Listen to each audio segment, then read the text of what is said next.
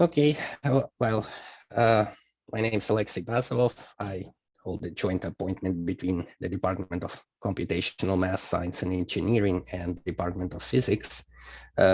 First of all, I cannot see the audience, right? So can you hear me well? Actually, we're going to try to adjust this somehow. I think here, I think I know how to do this. Let me just, I need to do something with the Zoom. Could you, when you're done, rotate the laptop so I could actually see the audience if possible? Okay. Right. Okay, so welcome to the summer school. I'm AlexeiBazavov, and I was tasked to start with first two lectures, and they are intended to be very lightweight introduction to mainly definitions and notations that we need to follow the next lectures. So I hope it's going to be lightweight, short, and entertaining. So roughly what I would like to address here is a couple of things. So first, what is quantum computing? We have to define it if we're going to talk about it. Then a more practical question, why do we actually need it?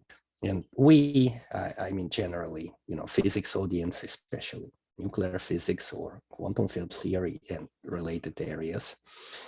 And another practical question is, how can we actually use it to make it work for our problems? And that's on its own is not so trivial question to address. And I'll revisit some aspects of classical computing to make some parallels and proceed from that. So what is quantum computing? So oftentimes we hear some definitions like, well, it's type of computing which relies on principle or incorporates principles of quantum mechanics. However, strictly speaking, this laptop that I'm using, which is a classical computer by all means, it works on transistor technology, whose crucial features rely on the, band gaps and band structure in semiconductor materials, which is a quantum effect. So in principle, we are using quantum effects already.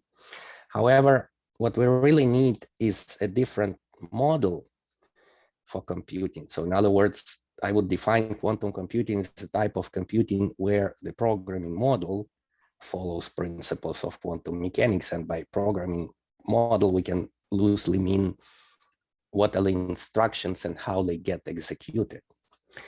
And here I will follow the Nielsen Huang book, which in my mind very nicely distills all the quantum mechanics that we actually need and sort of reduces it to linear algebra. So we can formulate amazingly things in several postulates, and the rest should follow. And so the first postulate is that we need a Hilbert space, and the state of a system, single particle, multi-particle later, is described by a state vector in that Hilbert space. So that's already a crucial step, as you probably well know from quantum mechanics, of course, is that we are describing the system with something not directly observable, unlike we're used to in classical physics. When we have a particle moving in a force field, we describe it with, in the phase space of coordinates and momenta, and those are easily accessible things. Here we have to switch to a different description, and that has many implications. The next question is, okay, what governs the dynamics of the system? And then the second postulate is that the dynamics or evolution of a closed quantum system in time should be described by some unitary transformation. So if we have a state vector psi at some initial time t1, then the dynamics in time, propagation to time t2, should be represented by a unitary operator. And that gets us to the next state, say psi prime. And the unitary operator is typically the exponentiated Hamiltonian. So this statement here is essentially equivalent to the Schrödinger equation that we're used to. The third postulate is related to the process of measurement. So here, let's, of course, another crucial point of quantum mechanics is that we need to describe the interaction of quantum system with a classical observer, so to speak. So in this formalism, we postulate that we can have a collection of what we call measurement operators. And if the state of the quantum system is described by state vector psi, then all we essentially get through the measurement is probabilities to find the system in a certain state. And what's really crucial for our practical purposes, the measurement essentially destroys the state. So if we're doing computing, we have to do everything before that, and the measurement has to come at the very end. And the last point is essentially addresses the question, okay, what to do with composite system? Okay, all I described so far, I can easily build it for a single degree of freedom, but when we start putting them together, in our case, multiple computing units, how we describe those systems. And then the postulate 4 states that to describe a composite physical system, we build a Hilbert space, which is a tensor product of the Hilbert spaces of the subsystems. And essentially, in my mind, that summarizes very nicely everything that we need, and all things which are often claimed to be some weird quantum effects, they follow very naturally, and they're very natural if we start from this point. Now, let me revisit the classical computing, but again, in a lightweight perspective for a physicist like me. So let's recap what kind of typical problems that we use computers for. So many problems are combinatorial in nature. Then we need often evaluation of functions, right? So for instance, if I have, x squared, that's easy to calculate, but say a sine, well, it's not so easy with pen and paper. I have to do it through Taylor series or reduce it to something else. So that's, of course, very easy to do with a computer these days. Then root finding, solving some nonlinear polynomial or transcendental equations. When, sort of more complicated problems is numerical differentiation, integration, and that's sort of more or less sometimes the same as solving ordinary or partial differential equations. Many problems essentially reduce to an optimization problem, where typically for some multivariate function, we're looking for extremal points. Then, especially in quantum mechanics, many problems essentially reduce to linear algebra. So we need to solve linear systems or find eigenvalues of the Hamiltonian and things like that. And a really wide and I would say successful method close to my own activities is stochastic sampling, to say generally, or Monte Carlo sampling. So it's we are very used to ability to solve a lot of different problems with classical computers already. So why it has been so successful? So I would say for two major reasons. So of course, the obvious reason is improvements in the hardware in the course of the 20th century with the invention of transistor technology and improvement over the years that got us amazing things through the Moore's law. And, computational resources have grown all over the world and so on. However, what's important that we actually have hundreds or even thousands of years of algorithm development. It might not have been called that way at the time, but that's actually true. So if we think what are the typical methods that we use for the problems that I outlined in the previous slide, then many of those things are either original methods which are quite old or improvements upon those methods. So let's say Runge-Kutta integration schemes for ordinary or time propagation of partial differential equations. That's early 20th century. Gauss elimination things, it's 19th century with the claim that the original ideas appeared around 300 BC, so minus 3rd century. earlier method, a simpler version to integrate ODEs, 18th century. Then what we, a bit of a stretch, but can call first instance of stochastic integration. So evaluation of pi by a stochastic process, also 18th century. And things like Newton-Raphson method for root finding is 17th century with the claim that ideas appeared in the Babylonian time, maybe, but the first record, so to speak, referee publication for the time is around 1st century. So we really stand in classical computing on the shoulders of giants. And of course, the fields like numerical analysis that is dedicated to how to solve problems numerically with computers efficiently has blossomed in the last 60 years or so. Many developments appeared much before. So from this perspective, I would claim that the classical computing is essentially reducing everything to arithmetic. That's what processing units do, right? They do very basic, very simple operations, but with technology, they're fast and many of them can be done in parallel these days. So let's revisit a simple example, which is called the Babylonian method, but essentially we can derive it as an instance, specific instance of Newton-Raphson method.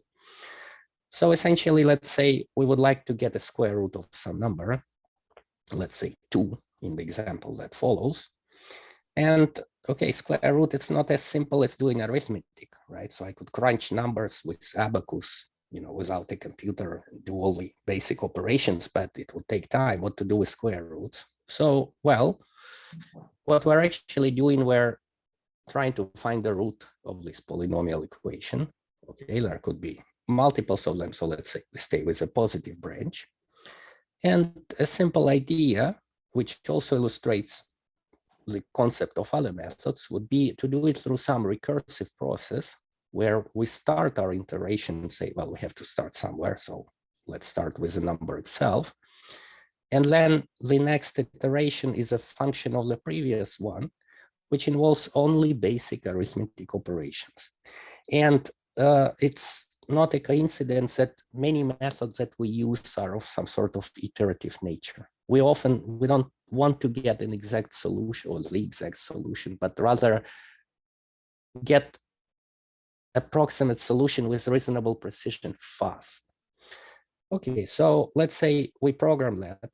So here I put an example in C, but you don't have to be a C programmer, I guess, to just follow this, because all the high-level languages are sort of similar and rely on more or less similar operations. So let's go quickly through this. So oftentimes, as we do in Python, we have to include packages, as we'll do in Jupyter notebooks later. So in C, okay, I have to specify that there may be some library functions that I have to rely on. Then I have a bunch of variables which are fixed parameters. So I could embed them directly into a program, but it's not a good practice, of course. So I'd rather have them separated somewhere so I could change them easily. Then I have something that I could call dynamical variables here, which this program actually will act upon. Well, I need to start with initialization. So X will be my working variable here. And then this iteration happens in a loop where a couple of things are done. Well, I want to store the previous value for later. Then I do the iteration where I assign X a new value. And then what's chosen as a condition to break the loop is the fact that we're reaching the predefined tolerance. So this counter I plays no role, but it's a good practice to have some fixed condition to exit the loop, because it's not so rare to make a mistake that loop never breaks, goes into infinite loop. We don't want that. So 100 is a ridiculously large number of iterations for this process to converge. It should exit much before that, but just in case, we normally introduce conditions like that. And then I have a readout, meaning that this program should produce something human readable that I can comprehend. So it will say, okay, square root of A is some value X. Now, you see, that's typically a starting point, at least for me, who is used for classical computing, but we decided that we want to build slightly different paradigm, which relies on quantum mechanics. And we have some basic postulates of the rules that we need to follow. And there is nothing there that tells me about comparisons of program flow control and things like that. So my next step would be, can I deform this program to something more rudimentary, but it will better follow that paradigm? And maybe from that, I can make transition to quantum. So the first step, okay, I can get rid of the main comparison. So I'm not storing the previous value anymore. I'm putting a fixed depth, and I'm saying this program will do a fixed number of iterations, and it returns some answer. And if I want to decide if it's good enough, I have to run this program with a different depth and compare those values outside of it. Okay, so this program runs for some fixed time. It cannot decide if it's good enough precision or not. And then, so I'm left with this counter and fixed number of iterations. So essentially, I can unroll them, and it will look ridiculous on the next slide. Of course, that's not how we program. But essentially, I reduced everything to a linear sequential progression, which involves declaring what degrees of freedom I have, initializing them, applying this evolution, and then ending. So that's now closer to things that I want. Now, I just sort of for fun printed the bit strings that represent floating point numbers. There are certain subtleties how the floating numbers are represented, doesn't matter. But the main claim that, okay, I could view this progression as, as a physics problem, but I have some degree of freedom. I prepare its initial state. And then this program, it's like a time-dependent sort of force that acts on that degree of freedom and changes its state. So this progression is an evolution in real time. And that's sort of an analog of the measurement at the end, where I have to convert everything to something comprehensible. Okay, so, well, I wish we had very high level language for quantum computing like C for classical. However, to connect to things which are currently possible, we need to go a little bit in time with classical computing as well. So what actually happens with these arithmetic instructions that we write, say, in C? Well, they have to be translated into the instruction set of the processing unit, which is much more primitive, but it actually has much more control. So this one line of the C code will translate into several steps, which essentially involve moving data from memory to the registers of the CPU, and then doing division, addition, division again, and then moving the result back to a memory location. So that's cumbersome to program, but it's still some sort of higher level language compared to what actually happens. And what actually happens in the processing unit is that, say, addition operations are realized through adder circuits, which basically composed of some logical and or type of instructions or gates, which are realized with transistors. So as I just said earlier, it's relatively primitive technology in a sense. It's just doing arithmetic, but a lot of it can be done. So that's why it's so powerful at the end. So with the quantum computing, we have to go down to the level of gates. And essentially, we want to have a program written directly in gates. Of course, luckily, we don't have to, build them physically. We're using some high-level interface through Python. However, the thinking and algorithm development has to happen at this level. The next question is, why do we actually need quantum computing? We have been successful with so many things so far. And the quick answer is scaling. So that on its own could have been the slide. However, let's elaborate. Again, we have many known examples. Of course, now quantum computing is fashionable, and many things have been pursued from the industry perspective, in research and so on. So we hear about it much more than, say, 20 years ago. And very well known and advertised examples as things are like factorizing number into primes, which is related to encryption. So that's on everybody's mind. Then optimization problem like traveling salesman problem, which requires, factorial effort, and many other things which more or less belong to the same class. They require non-polynomial computational effort. So this means we can do something at small scale, but we cannot scale this up. However, I would claim that in physics, it's very easy to come up with problems like that, actually. So even the simplest example, so let's consider a classical Ising model. In other words, I have some degrees of freedom S, spins, classical spins, which take values plus minus 1, and the energy function. Of course, I have to assume some lattice where they live. So let's say it's some square or cubic lattice. And it's a very simple model on the first sight. Of course, I hope every physicist knows about it and beyond. But the main features in this context is that, of course, it turned out not to be such a good model for ferromagnetism as it was intended, but it has very relevant features which show up in many areas. So it's amazing, again, how these simple things encode so many interesting and complex effects related to critical phenomena and such. So the main point here is that, okay, what does it actually do? So it tends to align the neighbors. So if they're pointing in the same direction, then that minimizes the energy. So the question is, okay, what kind of phases it can have depending on temperature or magnetic field, if we add a term.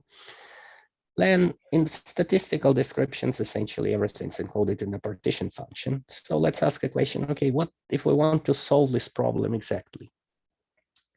So let's say we may want to calculate the average energy as a function of temperature. So this means we have to evaluate the partition function as overall normalization and then sums like this. So we have to sum over all possible states that the system can be in. So, okay, if I'm in 3 spatial dimensions on some n cube lattice, then I have 2 to the power n cube spin configuration. So you see, okay, I have the number of configurations, which is exponential in the number of degrees of freedom. So, well, let's appreciate how vast that space is. So let's say we assume a very modest lattice of size 10, and let's assume it takes little n floating point operations to evaluate the energy of the configuration. It's a fixed number. We can optimize things to make it as small as possible. Then we need gigantic amount of floating point operations to evaluate that sum exactly. So just for comparison, I looked up. So at the top of top 500 supercomputer list, we have this machine called Frontier, which is, well, there have been this, push if you are following classical computing for reaching the exascale, exaflop 10 to 18 floating point operations per second. So it's a massively parallel supercomputer.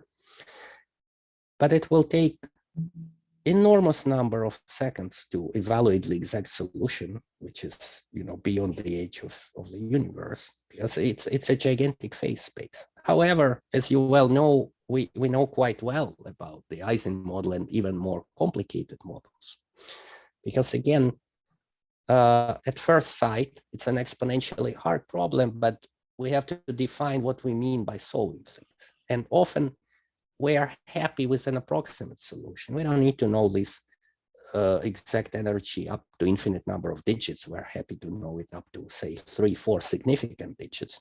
And that's also a conceptually important point, that often for classical statistical problems or problems that can be reduced to classical statistical problems, such as Euclidean lattice gauge theory, or commonly called lattice QCD, using Monte Carlo sampling or stochastic methods of similar nature allows to work with this gigantic phase space and obtain approximate solutions. So those methods are obviously physics driven because we know that in this sum, most of the states do not contribute at a given temperature. They are so rare and so suppressed that it doesn't make sense to waste computational effort into evaluating these functions on those states.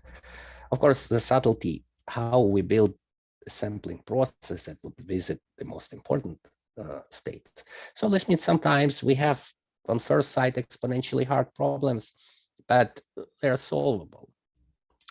However, for truly quantum problems that we cannot reduce to classical problems, is there a question? No, Alex, it's just me and on the laptop. Yeah, I can't hear you well, so I assume I can go on. So for quantum problems, like let's say we want to evolve the quantumizing model, and we have this gigantic Hilbert space. So the Hamiltonian that would need to be exponentiated, it's out of question. Or we have situations, unfortunately, where we cannot entirely, we can turn a quantum problem into essentially classical statistical problem, but the weights, which are always positive in the classical case, may not be positive. So, but as again, I guess most of you know, the Monte Carlo methods rely on the fact that these exponentials are always bound and they can be interpreted as probabilities. Unfortunately, for many physically relevant problems, and it's often can be traced to some sort of the sign problem, as we call it, then Monte Carlo is inapplicable, and then we're back to algorithms that would scale exponentially with the number of degrees of freedom. So from that perspective, as Feynman wrote in 1982, paper that's currently famous and often cited, is that if we're solving quantum problems, then we probably want to have some sort of computing or simulator device that the number of elements and operations would be proportional to the number of degrees of freedom, essentially. We want to find a way to avoid this exponential scaling. And some history, even 2 years earlier, this idea was entertained as how we could build a computer as a system that follows quantum mechanical rules, and the programming model follows the quantum mechanical rules.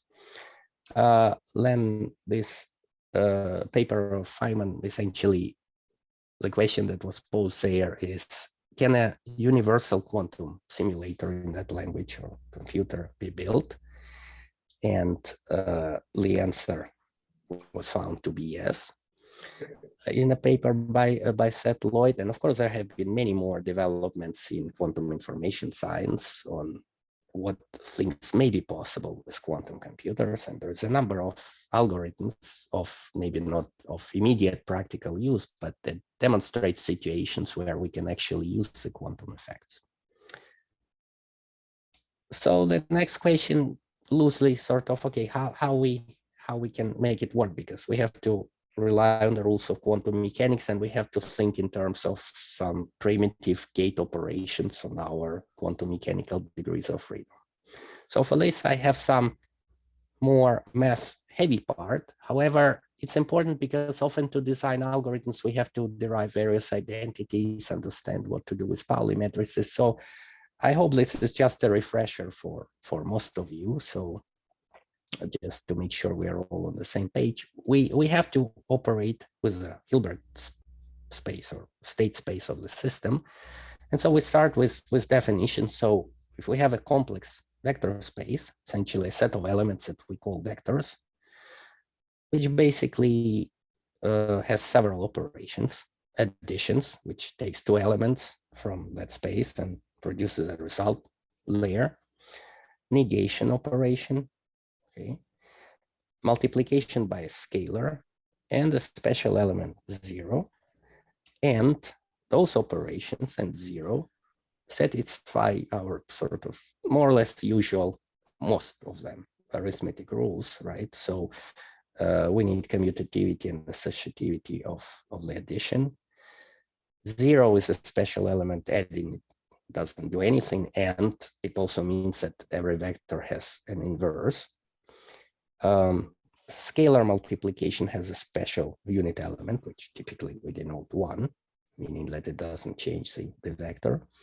And we have to tell, okay, if we have two operations together, how they distribute. So as usual, we have more or less usual distributive law.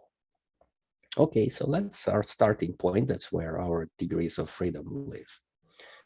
Now, often in quantum mechanics, one deals with infinite dimensional Hilbert spaces, but here, luckily, we look at essentially two-level systems. So we're interested in complex vector spaces, Cn, essentially vectors of size n of complex numbers. In the simplest case, C2. So it's almost like our usual vectors, but they're packed with complex numbers now. Then we need to get to the idea of some basis. So first, we need a notion of what we call a spanning set. So we can find a set of vectors that any element in our vector space can be represented as a linear combination of them. And well, the simplest choice is 1, 0, 0, 1. So obviously any vector, right? So multiplying v1 by z1 and v2 by z2 would cover everything. That's the most obvious choice. And then the usual linear algebra stuff, of course, follows that. Again, I'm just putting it here so that everything's defined and all the things we do later on have clear definitions, right, and rules. So then if we can find a linear combinations where not all the coefficients are 0, let zeros out that linear combination, then we say that this set is linearly dependent. Now, a set which is not linearly dependent is called linearly independent. And if that set spans the vector space, then we call it a basis. So that gives us some ground. We can decompose any vector in that basis.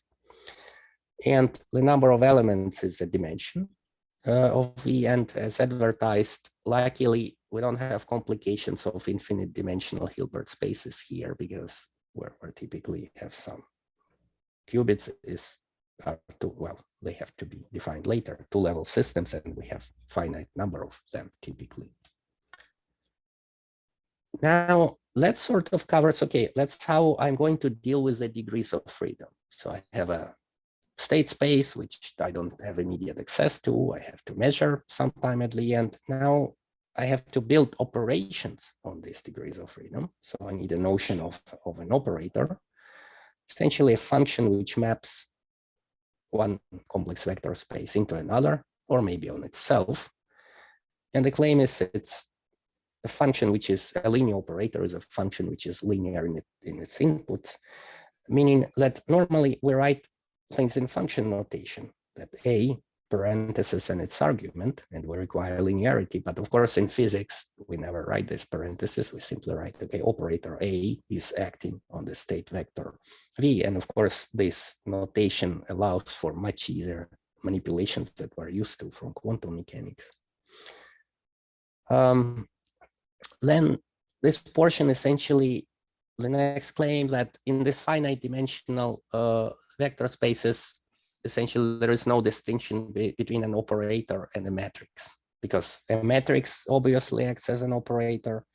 And if we have an operator by choosing the basis in the input and output vector spaces, we can always decompose things in the basis. So this means we have a set of coefficients, which is the matrix representation of this operator A. So we never make a distinction, essentially. We work with matrices, but they realize the operators that we need. Now, the important feature is the inner product. an analog of our usual scalar or dot product of vectors, where we have a function with two arguments that maps two elements of the vector space into a complex number. And the important property is that it's non-degenerate, and it's zero only if we're dealing with a zero vector. Now, it has usual rules for addition and scalar multiplication that we can pull things out in front and so on. The only difference with the usual dot product is, of course, now we're dealing with complex vectors, so we have to be careful when we change the order of arguments. It's complex conjugated. And so finally, that wraps everything into what we call inner product space, a complex vector space equipped with the inner product. And that's our Hilbert space for the degrees of freedom on the quantum computer. Now, of course, we can introduce a notion of a dual vector, which basically an operator which produces the inner product. And as we're used from quantum mechanics, we have the ket, and typically we treat them as column vectors, and bra vectors, which we treat as duals as row vectors. Okay. Now, things are greatly simplified if we can build an orthonormal set of vectors. So as soon as we have a notion of the inner product, then we have a notion of orthogonality. We can have vectors whose inner product is zero. And we can also use it to normalize a non-zero vector. So if we have a set of vectors which is orthonormal, so each one is the unit vector and they are orthogonal, then that's what we use most of the time. When we're writing matrices later, we always assume they're given with respect to some orthonormal basis. And as we can quickly check, the definition of the inner product that we can work with essentially reduces to something very similar to the dot product for real vectors up to complex conjugation.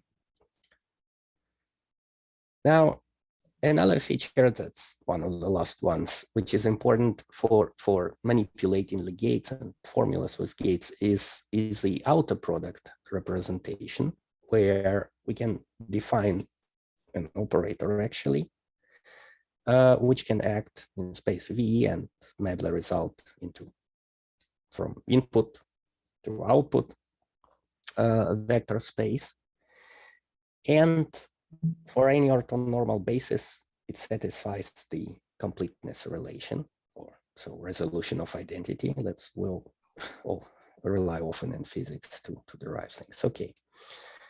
So now with all this back to quantum computing. So classical computing, okay, as we just seen in the example, we have bit representation for our degrees of freedom. So I have a classical degree of freedom, which takes value 0 or 1, and we make manipulations on them. So in quantum computing, in the simplest realization of it, okay, we can start with a two-level system, meaning that we have degrees of freedom whose state is described by a state vector in two-dimensional complex vector space. And by convention, what we call the computational basis is a set that we denote 0 and 1, chosen that way. So often everything is given with respect to the computational basis. Now, it shouldn't be a surprise that an arbitrary state is typically not a pure 0 or 1 ket, but it's the superposition. So of course, as physicists, we know there is nothing mysterious about the superposition. So we have an arbitrary qubit state, which is a linear combination. And as we agreed upon, it should be normalized to be a unit vector, which constrains the coefficients. And again, that's where quantum mechanics differs from classical probabilities. So we call alpha, beta amplitudes, and the probabilities to find those states that we access to are the squares of the absolute values. Now, what's often convenient to do is to filter out the global phase. Okay, so I could make the first coefficient alpha real. Then there will be still some remnants of the complex phase, which we can call a relative phase in the second argument by convention. And then from this constraint, I could parameterize the magnitudes of these coefficients by an angle. So that essentially gives me a and of course, as we know, the global phase is undetectable. It drops out from the measurement.